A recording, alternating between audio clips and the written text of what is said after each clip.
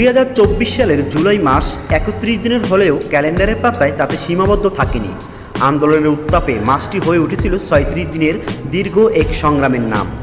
এই 36 জুলাই শুধু একটি প্রতীকী তারিখ নয়, এটি হয়ে উঠেছে বাংলাদেশের ইতিহাসের এক অবিচ্ছেদ্য নতুন অধ্যায়।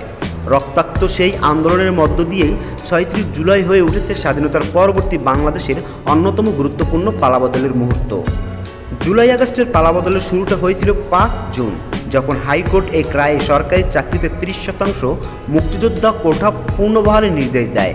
রায়ের খবর ছড়িয়ে পড়ার পর সাধারণ শিক্ষার্থীদের মধ্যে ব্যাপক ক্ষোভ সৃষ্টি হয়। তারা একে বৈষম্যমূলক ও অন্যায্য হিসেবে উল্লেখ করে সোচ্চার হতে থাকেন। ওই দিন সন্ধ্যায় ঢাকা বিশ্ববিদ্যালয়ের প্রথম প্রতিবাদ মিছিল বের হয়, যা পরদিন আরও বিস্তৃতি আকার ধারণ করে। প্রতিবাদের এই স্ফুলিঙ্গ শুধু ঢাকা বিশ্ববিদ্যালয়ে থেমে থাকেনি, ক্রমেই তা জাহাঙ্গীরনগর বিশ্ববিদ্যালয়, রাজশাহী বিশ্ববিদ্যালয়, চট্টগ্রাম বিশ্ববিদ্যালয় সহ দেশের নানান প্রান্তে ছড়িয়ে পড়ে। এরই মধ্যে ঈদের ছুটির কারণে আন্দোলনের সাময়িক বিরতি আসে, তবে 1 জুলাই শিক্ষা প্রতিষ্ঠান খোলার দিন থেকেই আন্দোলন ফিরে আসে দ্বিগুণ শক্তি নিয়ে। শিক্ষার্থীদের বৈষম্য বিরোধী ছাত্র আন্দোলন নামে একটি প্ল্যাটফর্ম গঠন করে, যা দ্রুতই জাতীয় আন্দোলনের রূপ নেয়। নেতৃত্বহীন কাঠামো এবং সম্মিলিত অংশগ্রহণের মাধ্যমে এই আন্দোলন হয়ে ওঠে নতুন ধারার গণসংগ্রাম। 4 জুলাই আপিল বিভাগ হাইকোর্টের রায় বহাল রাখে। পরদিন থেকে শুরু হয় ব্যাপক বিক্ষোভ, সড়ক অবরোধ ও অবস্থান কর্মসূচি। 6 জুলাই ঢাকা বিশ্ববিদ্যালয় থেকে ঘোষণা আসে বাংলা ব্লকেট কর্মসূচি, যা 7 জুলাই থেকে কার্যকর হয়। এই কর্মসূচির আওতায় সারা দেশকে সড়ক, রেলপথে অবরোধ তৈরি করা হয় এবং অচল করে দেওয়া হয় জনজীবন। 10 জুলাই আপিল বিভাগ হাইকোর্টের রায়ের ওপর স্থিতাবস্থা জারি করে, কিন্তু তাতেও আন্দোলন স্থিমিত হয়নি, বরং শুরু হয় সহিংসতা, যা পরিস্থিতিকে আরও ঘনীভূত করে তোলে। 14 জুলাই তৎকালীন প্রধানমন্ত্রী শেখ হাসিনার একটি বক্তব্যে ঘিরে তুমুল বিতর্ক শুরু হয়। তিনি গণভবনে এক সংবাদ সম্মেলনে বলেন, মুক্তিযোদ্ধার সন্তান নাতিপুতিরা কেউ মেধাবী না, যত রাজাকারের বাচ্চারা মেধাবী।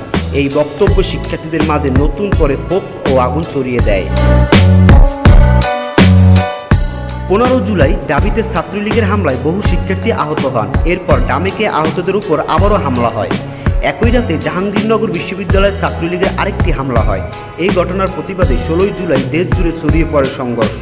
রংপুরের সংঘর্ষে নিহত হন বেগম রোকেয়া বিশ্ববিদ্যালয়ের শিক্ষার্থী আবু সাইদ। 2 হাত প্রসারিত করে দাঁড়িয়ে থাকা অবস্থায় তাকে গুলি করার ভিডিও ছড়িয়ে পড়ে সামাজিক গণমাধ্যমে। এর পরপরই জনতার ক্ষোভ অগ্নিগর্ভ হয়ে ওঠে। ওই রাতে সব শিক্ষা প্রতিষ্ঠান বন্ধ ঘোষণা করে সরকার, কিন্তু তাতেও আন্দোলন থামেনি, বরং শিক্ষার্থীরা বিশ্ববিদ্যালয়ের ক্যাম্পাস থেকে ছাত্রলীগ নেতাকর্মীদের বের করে দেন, ঘোষণা করেন রাজনীতিমুক্ত ক্যাম্পাস। 17 ও 18 জুলাই আন্দোলন যুক্ত হন প্রাইভেট বিশ্ববিদ্যালয়ের শিক্ষার্থীরাও। ঢাকা শহর তখন রূপ নেয় এক যুদ্ধক্ষেত্র। সেদিন কমপ্লিট শাটডাউন কর্মসূচিতে আওতায় সারা দেশে আন্দোলনের বিস্ফোরণ ঘটে, যার ফলে অন্তত 19 জন নিহত হন। সরকার প্রধান প্রস্তাব দেন 20% কোটা রাখার, কিন্তু আন্দোলনকারীরা তা প্রত্যাখ্যান করেন। রাতেই বন্ধ করে দেওয়া হয় ইন্টারনেট সংযোগ। 19 জুলাই ছিল আন্দোলনের সবচেয়ে ভয়াবহ দিন। রাজধানী ঢাকাসহ দেশের বিভিন্ন স্থানে নির্বিচারে গুলি চালানো হয়। হাসপাতালগুলোতে লাশের স্তূপ জমতে থাকে, শহর জুড়ে ছড়িয়ে পড়ে অ্যাম্বুলেন্সের siren. Metro rail station, expressway, টেউর প্লাজা, নরসিংদীর জেলখানা সবখানি সহিংসতা ও প্রতিরোধের চিত্র দেখা যায়। শেষমেশ জারি হয় কারফিউ, সেনাবাহিনী নামে রাস্তায়।